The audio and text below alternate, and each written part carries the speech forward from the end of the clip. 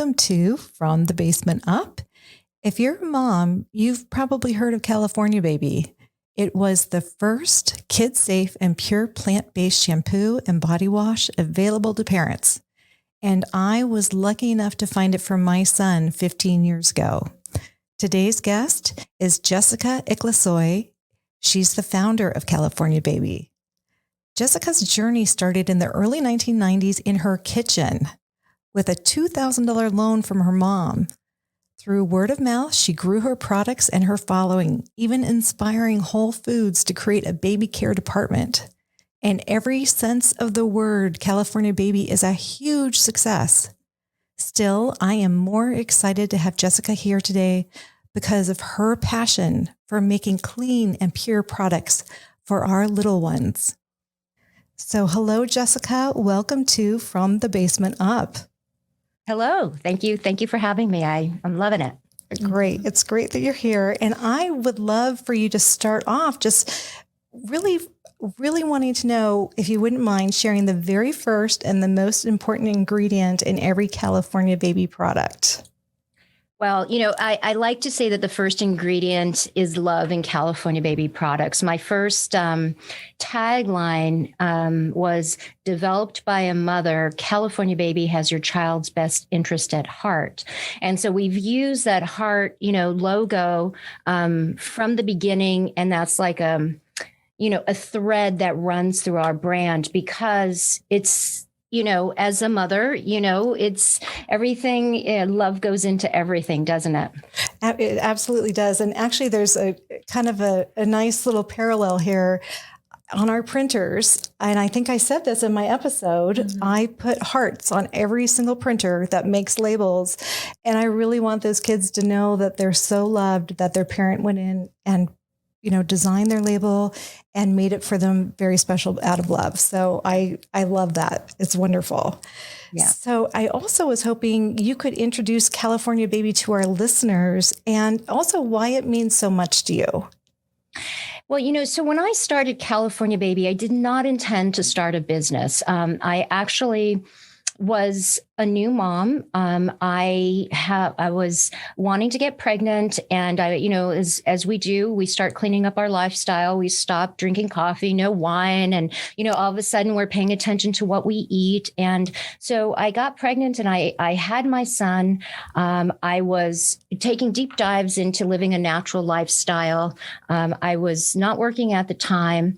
I was breastfeeding him and really just looking at everything in my life and trying to clean it up, so once you turn over one stone, the other one, you turn over another one, and then you're like, oh my God, there's formaldehyde on my sheets.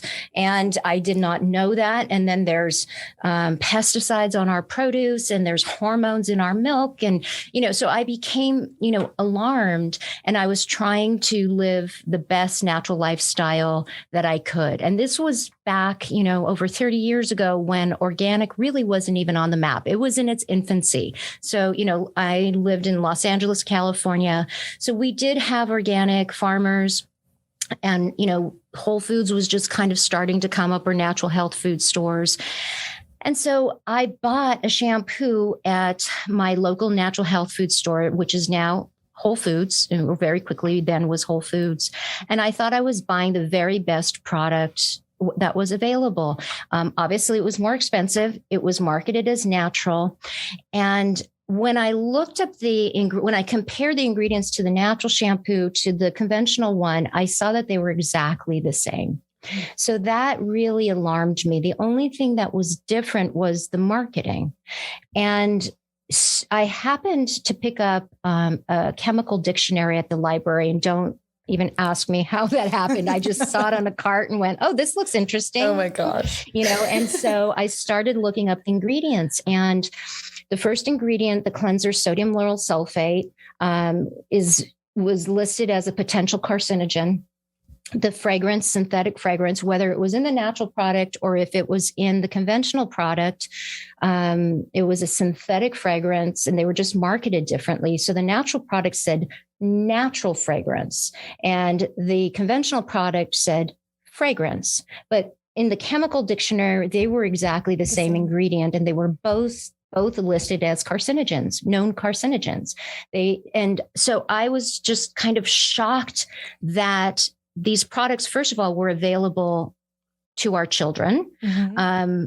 But even more shocked because I was shopping at an alternative market, right? So I was purposely trying to not, use those products. But when I went to my health food store, they were basically selling me the same thing.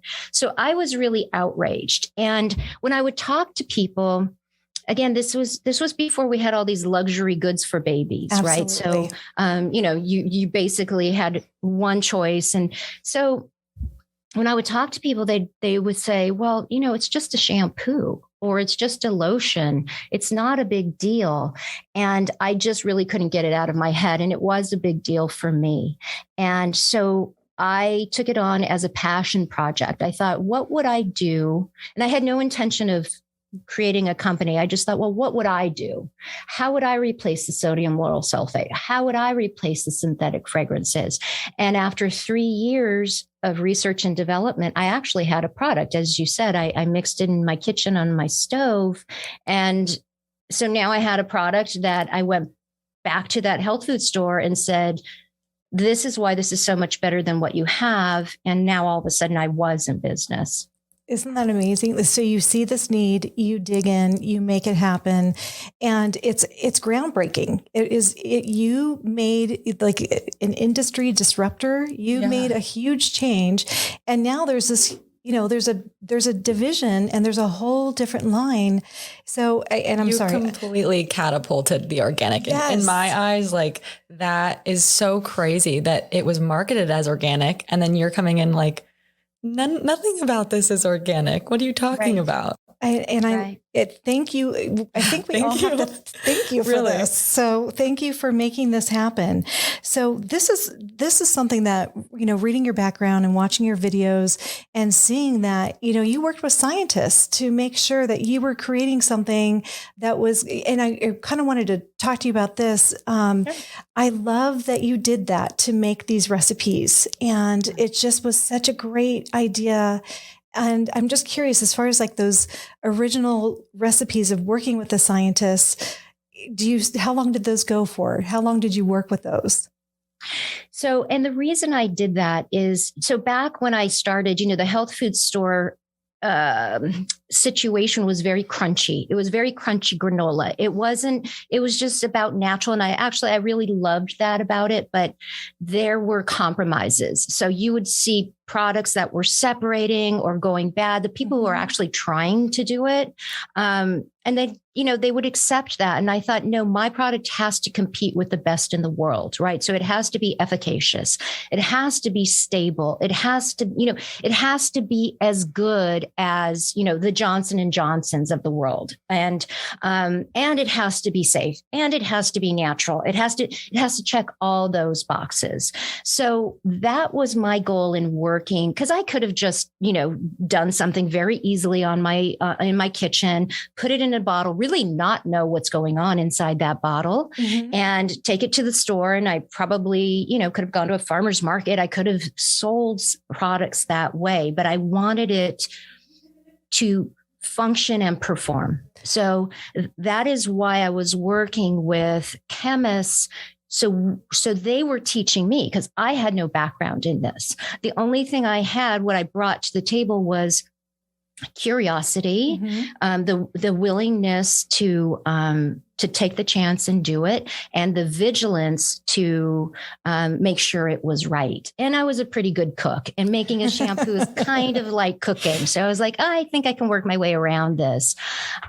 So I think that's just really number one. And so our products, it's interesting. My very first product was the calming shampoo and body wash, right? So I replaced the sodium lauryl sulfate with a material called a glucoside. It's a total different class of a cleanser. It was developed in Germany. California Baby was, I think, one of the first companies to use that material, especially 100%.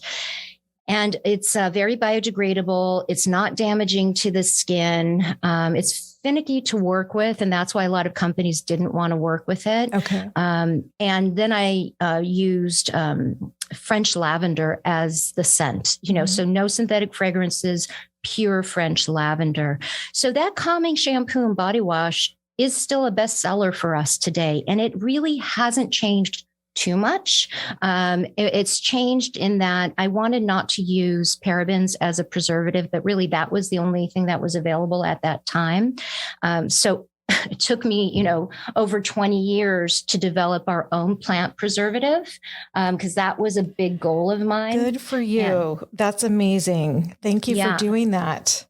Yeah. Well, and that really, it came again from like, nobody really seemed to be interested. And I would talk to like the big companies and go, hey, you should make a plant preservative because, blah, blah, blah. And they were like, oh, that's expensive. And I'm like, how much do you think it would be? They're like, about $1 million. I'm like, that's expensive for you? Big, gigantic corporation?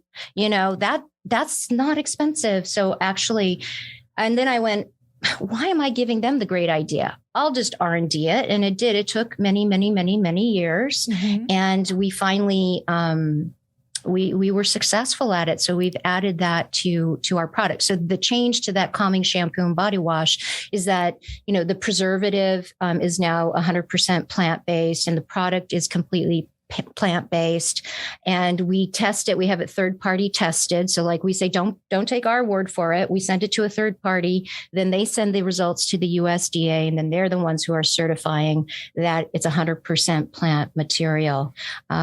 So the products, and that's kind of what I love about working in skincare and our products. It's not brand new every season, but I can perfect and refine the product so that our products have kind of remained the same, but they just kind of have gotten better over the years. Well, also, I want the listeners to know that you have over 100 products. So yeah, we actually have over 200 SKUs. When I say SKUs, I'm meaning different sizes and things like that. Yeah, but 100 unique products. Yeah. Okay, so that must be fun. It has to be. I can tell you have a creative side to you too, but I love your integrity. You have so much integrity and you're really helping us all out. So, but the 100 products, what inspires you to make a new product? Yeah. And it always our customers, right? So I never, ever bring in a product because the market is saying, that, oh, this is trending right now. We never add those products. In fact, we're usually the company that makes the market trend. But we've never discontinued a product and we don't add products arbitrarily. So it's because the mom or the consumer has said, I need this. Like for instance, it took us a long time to even come out with a diaper care system, way back. I mean, it's been, we've had it for over like probably 15 years. But until parents were telling us we need diaper care and we need it this way, and it needs to be gluten-free because I have an allergy. Like California Baby was one of the first companies that had a gluten-free products. And the reason was not because we thought it was a great idea, but it was because our customers were asking for it. So product development always comes from the customer. If mom doesn't need it, we're not going to bring it out. And then the other thing would be environmentally. Like, for instance, we've taken a stand on not having diaper wipes because I find that they're just a problem. They're a problem for the sewer system. Environmentally, they're a problem. I don't even think they're very good products. They're basically just water, a lot of preservative, and a lot of fragrance. We have a diaper area wash, and we teach our parents how to just make your wipes at home with a reusable, like a washcloth, Sure. So it's either the environment that dictates the new product, or the customer. I love that. Yeah. That is so great. Looking at this, and you seem to be like the groundbreaker. You're making the change in the industry.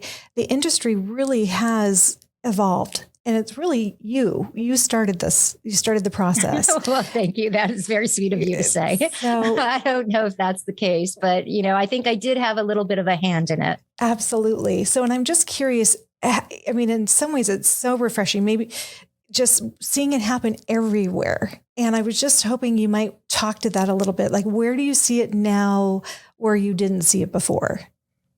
Yeah. And so, you are correct in that I really knew that I had to be the one to do it, to show that it can be done.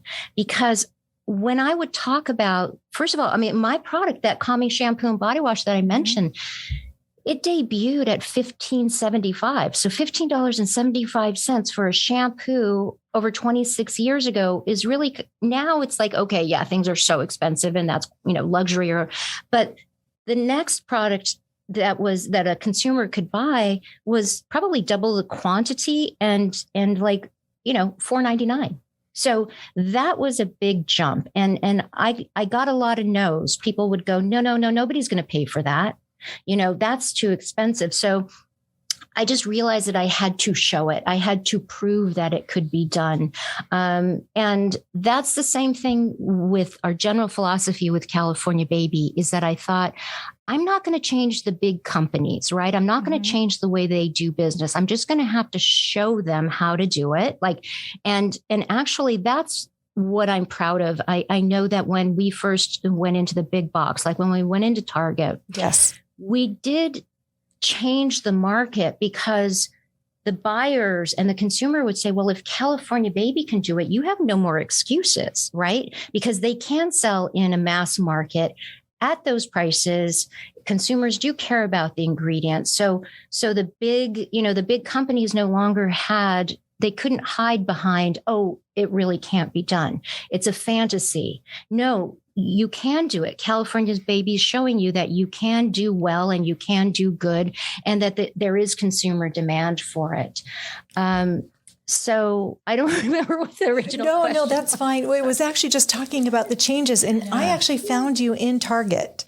And that was how I started using, it was the calming bath for my son, and it was great. So he had really sensitive skin. So it was perfect. And when Emily and I started, you were one of the first people I wanted to talk to. I think you were one of the first people we reached out to, because, oh, wonderful. Yeah. I mean, just because your stuff has always been Michelle's go-to brand. She's from California. I don't know if she mentioned that, but no, she is a West Coast girl.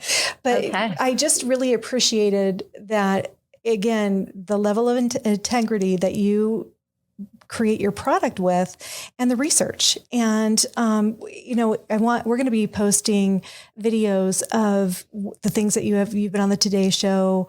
You've been on a number of interviews, but your manufacturing site is state of the art. It's beautiful. It is. I'm so proud of that. And actually so it is pharmaceutical grade. And I've actually had, it's an FDA registered facility, meaning we can make drugs. We make OTC, sunscreen is an OTC, eczema is an OTC, diaper rash is an OTC, and it's also certified organic. And, a really proud moment was when the FDA came for their inspection, and they complimented us and said, this is a really beautiful facility. It's higher quality than than any of the pharmaceutical, facilities that I've been to. And the inspector said, and I only do pharmaceutical inspections. And not only that, but you guys go beyond what you need to do. And the inspector said, usually I'm looking for where they're cutting corners, where they're hiding, where they're trying not to follow the regulations. And you guys are going beyond it, and you want to go beyond it. And and I just thought, oh my God. And I was like, can you please just record that? Oh, absolutely. So, and I'm curious about this, and we'll get to this part, but I don't want to forget it. You're such a stickler on ingredients that you want the best possible ingredients, that you actually now grow your own ingredients. Yeah. This is giant. I mean, this is like a huge leap. I mean, not only are you a manufacturer, you're now a farmer. How did you make that happen? Yeah, it's pretty next level. And to be honest, I didn't really realize it at the time. Again, it was just solving a problem. I was trying to solve a problem. I was working with an organic farmer who was growing, it started growing our calendula. So the calendula flower is something that we use in a lot of that, and we use it in every product. And so I wanted it to be organically grown. And so this farmer, he was doing doing it for me, but I wanted him to follow certain quality control steps. And he just didn't want to do it. And he was just like, you know what, here's the flowers. I grow them. They're organic. And he couldn't grow enough for us. So I was trying to work with him to do that. And then I just have to do this myself, and I had been looking for years to find the perfect farm. And, I did. I found a really beautiful farm in the Central Coast. So we're in the town of Los Alamos, which is by like Los Olivos, if you know that area. It's a very hopping, very chic, kind of up and coming area, about 40 minutes north of Santa Barbara. We're in an agricultural area. And I think I just did an internet search and saw this property for sale. And I said to my husband, let's go, we got to go see this property. And, we had no idea. Right. And so we're driving and it's like this, it's kind of like there's a one lane, in the town, and I had never been there before actually. And so we get up to the property and I was blown away because it's on a hilltop. And Beautiful. It's just like perfectly situated, kind of like, a west-southwest exposure, rolling hills. And it was actually a vineyard when we bought it. It was they were growing it for winemakers. And I just said, this is it. It's like, that you have those moments where you just go, because I had seen quite a few properties, right? That wasn't right. This wasn't right. And I was like, this is it. This is the property. And I said to my husband, we're buying this property. And if you give me a problem, I will divorce you. And I will never, or I will never let you forget that we did not buy this property because, he wants to get a good deal. Okay. Now we've got to negotiate. I was like, no. You're like, I don't care. I want it. Yeah. It was just, I was so passionate about it because normally I'd be okay with, all the negotiating, but I was like, this is it. We have to do it. And he looked at me and he just walked away and he said, do whatever you want. Like, I love it. We snapped it up and then becomes the work of, we had to convert it to organic. So it wasn't like immediate that we could start growing, because there was maintenance that needed to be done and how I did not know how to grow organically, and I looked at my team and I was like, okay, we're going to grow calendula. It needs to be organic. And they're like, how do we do that? I was like, I don't know. No. Okay. I don't know. Fascinating. So interesting. And so that's not the only ingredient you're growing as well. Right. Do you see yourself growing all your ingredients someday? Yes, that's the goal. That's the goal, is that at least the bulk of the ones that we can grow, right? So some ingredients just are not conducive to grow in that area, like Arnica montana, right? That's an herb that's great for bumps and bruises, but it likes to grow in very high altitude. So for us to grow it would be kind of a fool's, chore, but anything that we can grow there. So we've been developing and hybridizing our own French lavender, eucalyptus, which we use in our eucalyptus ease products. I planted a bunch of roses. That's a little experimental to see, how we can extract that. We've grown, so we're just growing everything that we can, and not trying to olive oil. So I planted a lot of olive oil trees, and nice. We got some beautiful harvests. So eventually maybe we'll be using that in the products. That would be new. So everything that we can grow, we're going to grow. So, this is off topic, but isn't Chanel, there's like 100-year-old rose farm in France that Chanel gets its perfume from. Yeah. Oh, wow. Yeah. And that actually is, look, that's an inspiration for me. Yeah. So, and that's why I share my story, because I want people to say, well, if she can do it, I can do it. Because when I look, I think I saw a documentary on Chanel, making their perfume, and I'm thinking, that doesn't look that hard, and I think I can do that too. So sometimes just seeing somebody else do it is really all you need to get the inspiration, to do it. I've been kind of thinking throughout this whole conversation, like you entered an industry as an organic product before like organic was even a thing. And then you came in and you said, that's not organic. This is organic. Yes. And you're kind of setting the pace for what organic is. Like you're even with you going and telling us now how you want to get farms for all of your products, like that organic industries are hearing that and like shaking in their boots, you know? I don't know why, because it's so funny. People are always bringing up mountains and they'll say, even like some smaller farmers, and I encourage them and I'll say, why don't you get certified organic? And they're like, no, that's too hard. It's too much paperwork. I'm like, really? It's not. And actually the USDA, will refund your fees. Like it's basically kind of free. You just have to do the work. And I think there's misinformation out there, and I don't know. I don't know why. I think they should. I want everybody to go organic. It's only good for the planet, and it's only good for us as people not to be ingesting all those pesticides. Sure. Well, it wouldn't surprise me if there's misinformation out there. Well, because up to this point, it's been a marketing strategy. It hasn't been like you led the trail of like, this is for my child. This is for me. Like, this is for my loved ones.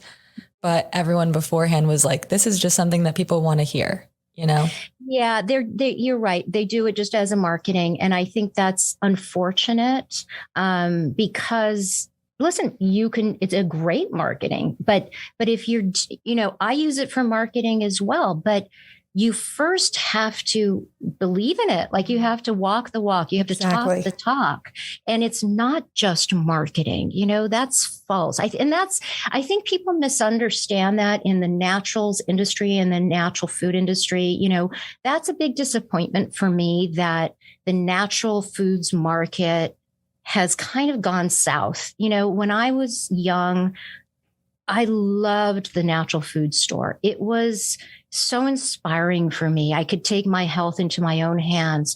You had like real companies making vitamins and I came up with the hippies, and the hippies really believed this, right? Mm-hmm. They were changing things, and then the suits come in and then they turn it into marketing, and my attitude is, well, why can't we have both? Why can't you keep the integrity? And there are some companies that have kept the integrity, but by and large, you walk into Whole Foods now and all you see is junk food, with an organic label on it. And that's not health food, So I don't know. I think people sometimes are lazy. I think they just don't want to do it. They want to take the easy road. Yeah. And you went and you did the research and you are like planting your own roses to take test trials. Like that is amazing. A lot of extra work that you're doing that of course people won't want to do. They just want to label it organic and slide on by. But it's fun. It's actually really fun to do that. I think that kind of dovetails into the idea of, you do what you love. Mm-hmm. And I actually, if people who are doing things for marketing, they're not really doing it because they love it. They're doing it because they want to make a buck and, you have to make money as a business, that in order to, to keep your business going. But you also can love what you do and, have integrity, while doing it. That it shows. It definitely shows. You don't create 100 products, 100 organic or 200 products without loving what you do. And I saw a podcast that you did. You have a bee farm, and I want Emily to take bee. We're taking bee classes in March. That's fantastic. I love it. I'm obsessed because I know that they're in trouble. So when I saw the bee farm, or you have beehives on your farm, I had to talk to you about this. Yes. Okay. So I'm very passionate about it, and I'm really happy that you're doing it because the bees need you. The bees need all of us. Right. Mm-hmm. And so here's the thing is we brought bees onto our farm, and we were working with the people who provide the hives and the queen, and they're basically experts. Primarily, I think they provide the bees for the almond groves in California because, if you know the situation with almonds, they need the bees to pollinate them. So the unfortunate thing is that bees have been used as like tissue in this country, and they've been bred down to be very docile so the beekeepers can handle them and do their work, but they've lost a lot of vigor in their they can't fight back, in their immunity. So they have the mites that attach to them. And so I would say to you, look to create diversity in your bees, because I will say that we have had failures with our bees. We have lost every single beehive that we have placed on our farm. And we've approached it very mindfully, and we thought, okay, it's an organic farm. We've got 100 acres of organic farm. We have a pond. We have a water source. We have food. We've got the flowers. We've got an orchard. And it happens really overnight. So when we check on our bees, they're looking great. Everything's great. And then the next day you come and they're gone. And then it's like, and people know that this happens. It's a bee collapse. And this is what we're fighting against. And I was talking to another farmer, and I asked him, I was because I shop exclusively at the farmer's market. And there was a farmer, and he has honey. And I said, hey, how are your bees doing? And I said, because my bees collapsed this year again after the second time. And he said, mine do too. They do every year. Oh. And he said, I have a hive of Africanized honeybees that do really well. I leave them alone. They're much stronger. They're the only bees that really produce honey for me. And so I was talking to him about, like, how do we make the honeybee that's commercial here that you probably might be using, get them vigorous? How do we, get their immune system? How can they fight back? How can they fend for themselves? So I think the more people, and I would encourage everybody in the country to have a beehive if you can, because it's just been so commercialized. Yes. That they're very weak, and they just, so they need us to, backyard honeybee keepers, go for it. Okay, I will. So, but I do think, I'm hopeful that if, people like you and other people, home beekeepers, I think will be the ones that will, the commercial will not. They are the problem. And unfortunately, we have to go and clean up their mess. But I think people like us will be the ones that will, contribute to saving them. I thank you for sharing that. I'm glad that you did, because I was scared. I know that you have to check them every day and be very diligent. And I was just worried I wouldn't be able to handle it, or wouldn't be able to. Well, just be prepared, because it's very disappointing. And I was very disappointed. I thought, what did we do wrong? We tried to do everything right. And then I thought, well, maybe we're inexperienced. Okay, next time we're going to approach this different. And we were having weekly phone calls, with an expert. And so just be prepared that it will happen. And I think just with time, you're just going to have to keep at it. And, so don't take it personally. Okay. No, that's good to know. So I noticed that the Natural Advisory Council it has a pretty prominent space on your website, and it looks like you're really involved with them. And that was something I wanted to ask you about. Yes. Well, so just like everything else, I think we have to advocate for ourselves. So the Natural Advisory Council was created to create some legislation around skincare, natural and organic skincare, because I don't think people understand organic food is well regulated in this country. So you can, rest assured that the broccoli, if it's organic broccoli that you buy at the grocery store has been produced organically, because it's a federal regulation, and there's real penalties, if farmers don't follow them. But in skincare, there is no regulation. So, you hear organic skincare, you hear natural skincare, you hear clean skincare. These are marketing terms. They're not regulated. It really means nothing. Some people can make skincare from organic food ingredients like oil, right? Almond oil, you can do that, but you can't make functional skincare. You wouldn't be able to make a sunscreen. You probably wouldn't be able to really make a shampoo or a lotion. it's just, So that, again, I go to DC, I go to Washington, DC, and I don't know what this, I haven't been lately since, COVID. Mm-hmm. But what I always found was fascinating is you really could just walk in and talk to your congressman or your senator and just walk into their office and tell them if they're not in, then you can talk to their aides. And I just thought this is incredible that we can actually, but most people don't do it, right? Sure. We complain. We sit home and we complain. Mm-hmm. And when I went there with a group to talk about chemical regulation, reform. And so I realized like if I just put in the effort, I can probably, make a difference. It can be really frustrating because, legislation, it starts out incredible. And then the very companies that are saying that they're working towards this legislation or that they're clean and all that stuff are the ones that are whittling it down because they can't meet those, they can't meet those regulations. So they have to dilute them. So that for me was a little disappointing because you go there with such high hopes, but you just keep going at it. And so right now there is no regulation, unfortunately, but that is an organized group to get some regulation on the books federally. Nice. And if we all know about California, you guys will be there first, hopefully leading the legislation. So, and just so the listeners know, you're close to 30 years in business. I mean, because do you add on the R&D ahead of time? Or are you right at 30 years? I just started counting when we incorporated. Okay. And, when we incorporated was in 1995. And that was like our first sale. Actually, I had to incorporate. I didn't even know really what I remember I went, it's now Whole Foods, but it was called Mrs. Gooch's. I don't know if you remember Mrs. Gooch's. No. I was a natural health food store. And they asked me for an invoice to, because they were carrying my product. I was like, well, here it is. And they were like, no, that's an order form. I was like, well, what's an invoice? And they're like, well, it looks just like that, but it says invoice. So I crossed out order form and wrote invoice. I was like, okay, here you go.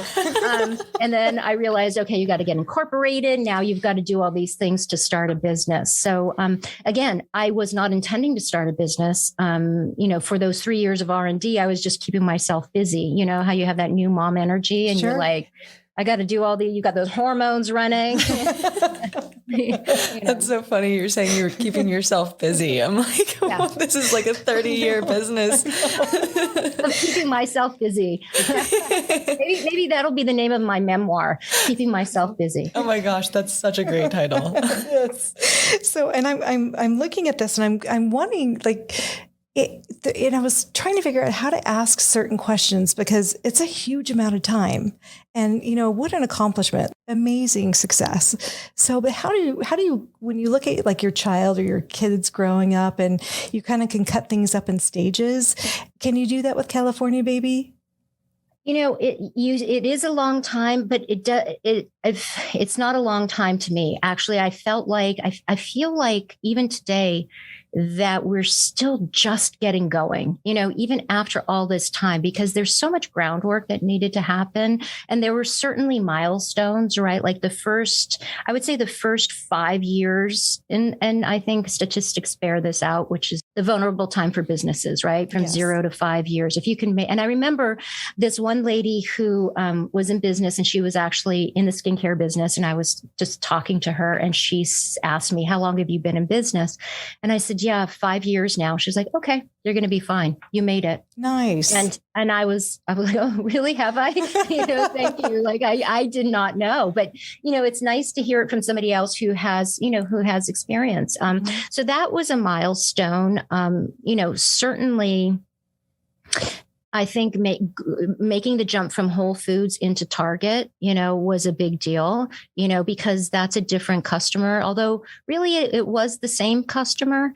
I remember the reason we went into Target was after us to come, they wanted to carry our products for a couple of years and we kept them at bay because we just didn't think the customer was ready for us until we had, and this is when you would answer the phone, right? When you'd have the number on the back of your label and you'd actually answer the phone and take orders and do all that. And people would call us and say, we really wish that you can sell in Target because I have to drive an hour. My nearest Whole Foods is like an hour away. And then when I get there, they're sold out, but I have like 2 Targets in my neighborhood. So so I said, okay, the timing is right. So that's when we made that jump. And then we were successful there. So not a lot of companies were successful. There were a lot of natural food, small businesses that went into Target, but they didn't sell.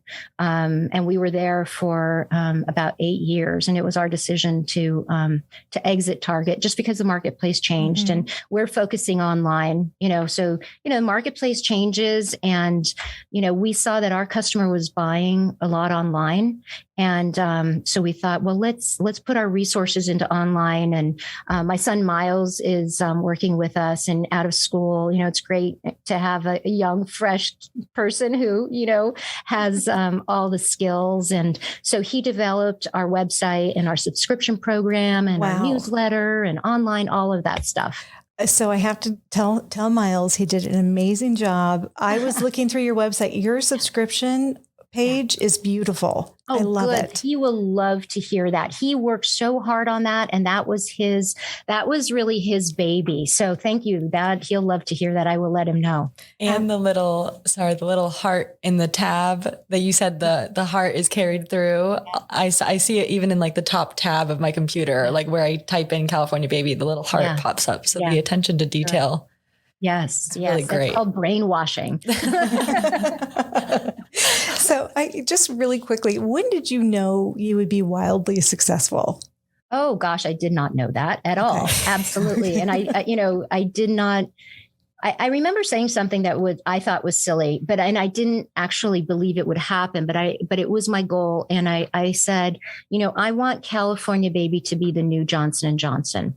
And I didn't mean it in size and scale, but I meant it in that because all parents just use Johnson & Johnson as a default, right? So I thought like if they could use California Baby as a default, that's success, right? But I had no idea what that meant. And I think I'm a little suspicious in the sense that I don't want to think about success. I feel like if you do the work, the success follows. Yes. So I never, ever, like even when I'm developing a product, I don't know what the price is, right? I was like, I don't care. Let me just think about the product first and we'll deal with, what the price is and what the cost of the bottle and the label. Because once you start restricting yourself, then you start making compromises. Mm-hmm. So I never think about money. Money doesn't drive me.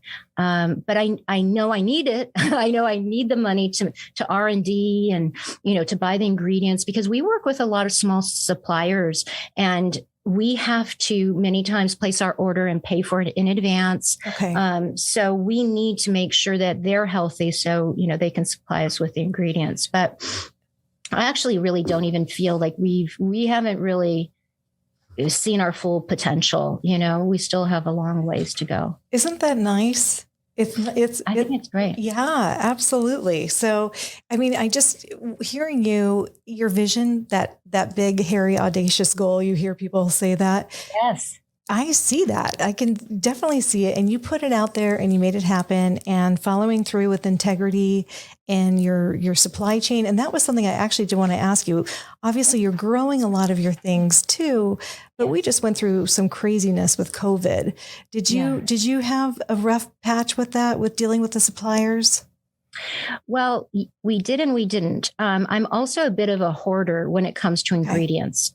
So my philosophy is I would rather have it in my warehouse than your warehouse. Yep. And so I always give at least 1 to 2 year projections. So usually, and I want to make sure that my suppliers are, they have the materials for us. And then I'll pay for it and it'll be in our warehouse. So we did have material when we did go, we ran through alcohol like crazy because we make a hand sanitizer and we made it before, COVID. And I think we went through, a year's worth of material in like 4 weeks, and then we were scrambling like everybody else trying to get alcohol. Bottles, here's the other thing that was good for us is we try to source as much in the United States as possible. So like, for instance, our bottles, surprisingly, they're made in California by a family manufacturer. And then the other thing is that I'm really proud of too, is we converted our bottles to 100% post-consumer plastic. Oh, good for you. That's fantastic. Yeah. And so, and that converter is in Los Angeles also. And so it's basically taking HDPE. Well, we use only HDPE, and they take it and they, convert the used material and make new bottles. And it's actually a cleaner process than virgin plastic. It goes through so many steps of purification that at the end, it's actually a cleaner product. So, but we did, liners for the thing, like these little things that you take for granted. We have had to find alternate suppliers, but for the most part, I would say we fared pretty well. Okay. Well, good. Again, you seem to have the long game well in hand. It's the long game. You're exactly right. I believe in the long game, not the short game. Definitely. Yeah. So I did see here, I saw you in an interview, and I just love this, that, encouraging women to have a sense of entitlement. Yeah. And I thought that was amazing. And I know for me personally, it really took me a while to kind of own my space. I tend to be a softer personality. And I just love that you have this confidence and this wisdom. And I was curious, did you always have that, or did you develop it over time? I think a little bit of both. I think I was born a little bit of a wild child, and just kind of didn't have that, I wasn't as well socialized as most people, let's put it that way.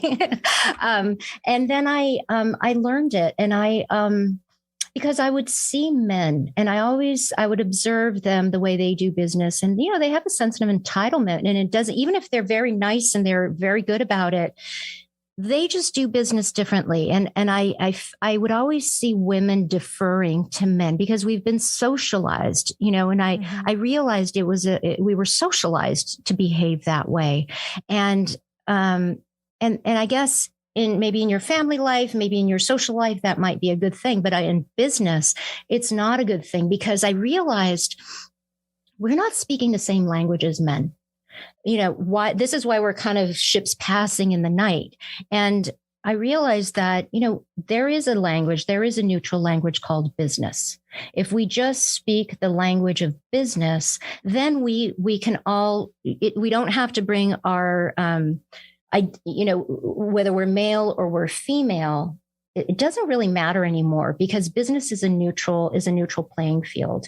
But at the same time, business is a very male playing field, right? So if you look at it, and I would look at football. So I grew up having to watch sports, not because I wanted to, but because my family would watch sports. And if I wanted to participate, I kind of had to watch football and basketball. And then I would see a pattern of how sports related to business, and men kind of did business in the way that they did sports. And so I would start relating to men really more on a sports level. And I saw that they would respond well to that. And I didn't find that men would discriminate because I was a woman. They were discriminating because I wasn't speaking their language. Okay. And so that's when I said, look, as long as I can speak the language, and I don't have to ask for permission to speak, right? Men don't ask for permission to speak. They just raise their hand and speak. And so that's why I said, just have this sense of entitlement, have this sense that, yeah, you can speak. You don't have to. You're sitting at the table. You were invited to this table for some reason. Either you have the education or you have, the skill set. So you were invited to the party. Now let's participate in the party. You don't have to wait. And also you don't have to go and get the coffee. You know what? We can all get up and get the coffee together, or, but I think women need to be trained that, because we've been trained so much the opposite, and that's not my personality. And I remember, people were trying to get me to, act like a lady, or, I was like, what? No, I'm going to act, like everybody else here. So that's what I try to say to women in business. And just have that sense of entitlement. You don't have to be a jerk about it, but you just have to have that confidence. Right. Thank you for sharing that, because I think that that's really valuable for everyone, especially for women my age. Hearing that, I have yet to enter the career field in which I'll be working, but I love hearing things like that, and I need to hear things like that, because all I know is what I've been in, how I've been trained in school, and how school has been going, and people are, it's kind of more level, but I understand that's not reality yet. Yeah. I feel like we have to open a school for, young people, young women in particular. I mean, I would say I have 2 boys, so I would, say the same thing to my boys. But I think you almost need to have a finishing school on like how to do business, right? I mean, we're different, right? I mean, we're different. We're superpowers. And that's the other thing I want to say to especially young women. Being a woman is your superpower. It's not a deficit.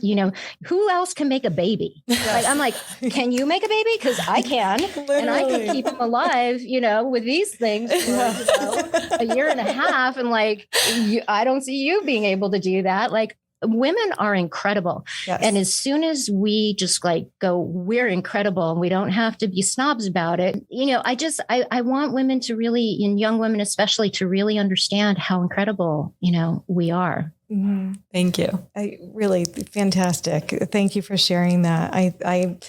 I feel very lucky being able to work with Emily and having young people here at the office and just watching them grow and expand. And it's really amazing. I feel in general, I'm in my early 50s and I see a change happening and I can feel a change. I can. Great. And it's fantastic. Saying that it's really nice for like the different generations to mix, right? Mm-hmm. So to share that knowledge and maybe not just hang around with your age group, talk to older, women, older, men.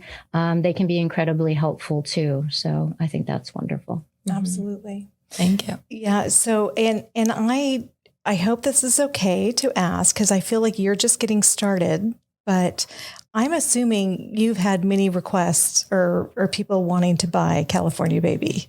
And so you are the industry maker and it's a family business. Yeah. What do you see happening in your future? Yeah, so it is a family business. So California Baby is certified woman owned. So, there's a company, WeBank, that can certify. And also it's family run. So my husband works with, in the business. He helped me grow the business from the beginning. And then my son, Miles, has joined us. So, the idea is that and so going back from the beginning, like I've had so many people who have wanted to buy the company. And I did talk to them in the beginning because I needed to understand, the marketplace. Like I didn't even know what private equity did, what investment bankers did. I didn't know what strategics were. Strategic is like the end, like a Procter and Gamble or J&J who would, they're the ones who would end up with it. So I entertained those things and had those conversations. And I say I got my MBA, just having those conversations. And because I was always told you have to sell your company, like that is the, that's the trajectory of most small businesses. You're not going to be able to survive, and so that in the beginning, I was a little bit scared and I thought, oh gosh, maybe that's what I have to do. But then when I actually took those meetings and I talked to them, I realized they did not understand my company. Mm-hmm. And, some of them even had the gall to tell me how they would change it. And they would change it fundamentally, like in the sense that they would say, we would strip the lavender and just, give it, because, lavender has over like thousands of little different chemical components, plant chemicals. And so you can and what big business likes to do is they like to zero in on like the functional part, or if there's something that might be an allergen, they'll remove that. And I remember sitting down with a company and their scientists telling me like they would change the French lavender.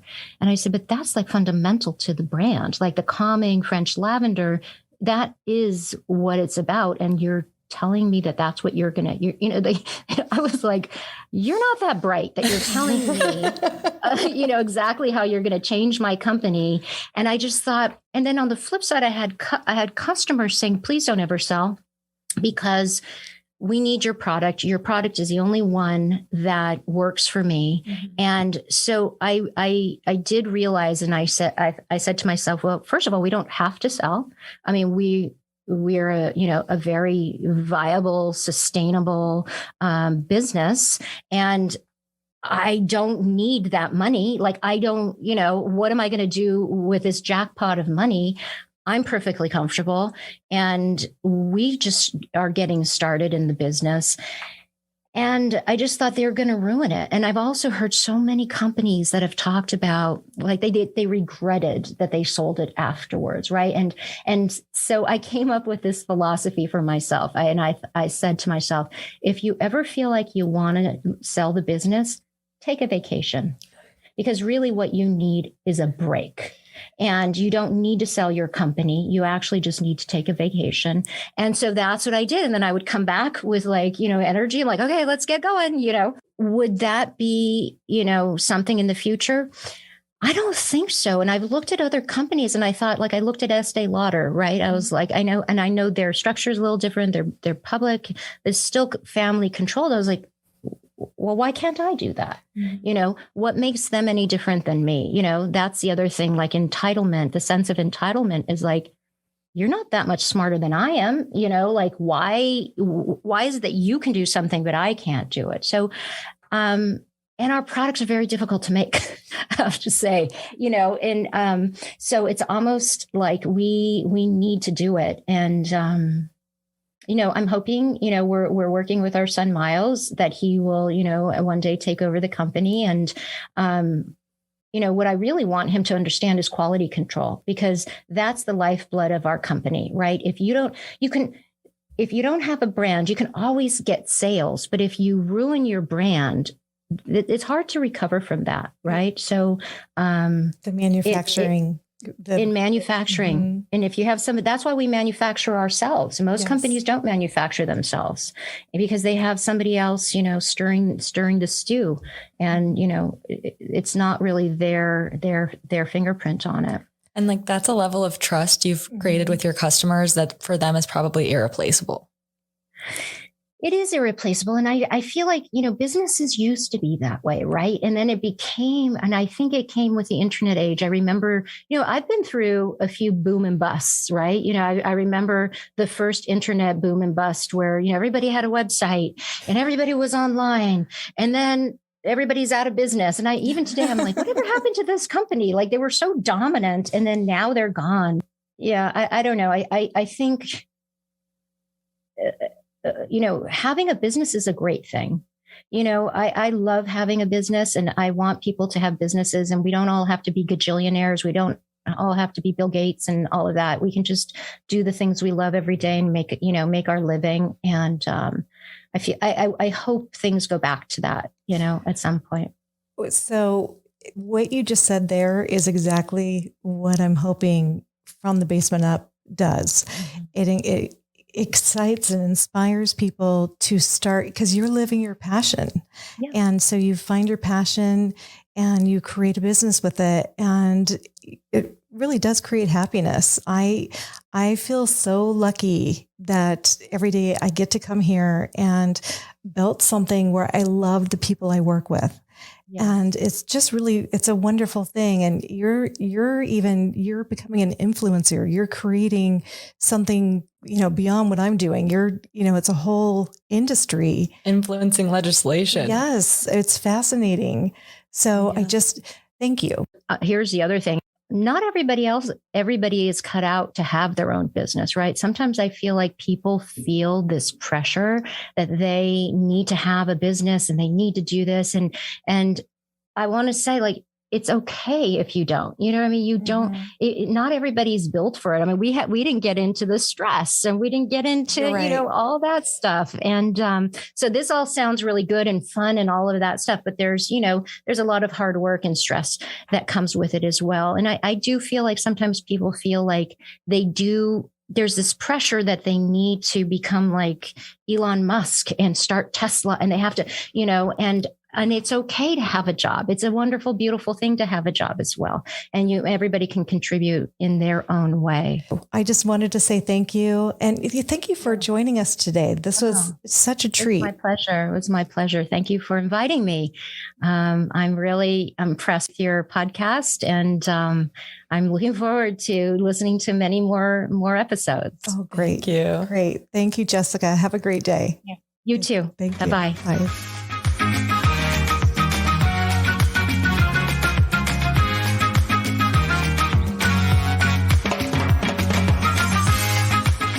Thank you so much for joining us today on From the Basement Up. Please be sure to check namebubbles.com for our blog on the podcast and all of the show notes, resources, and links for our guests every Thursday. And please be sure to leave us a 5-star review wherever you get your podcasts. See you next week, and thank you.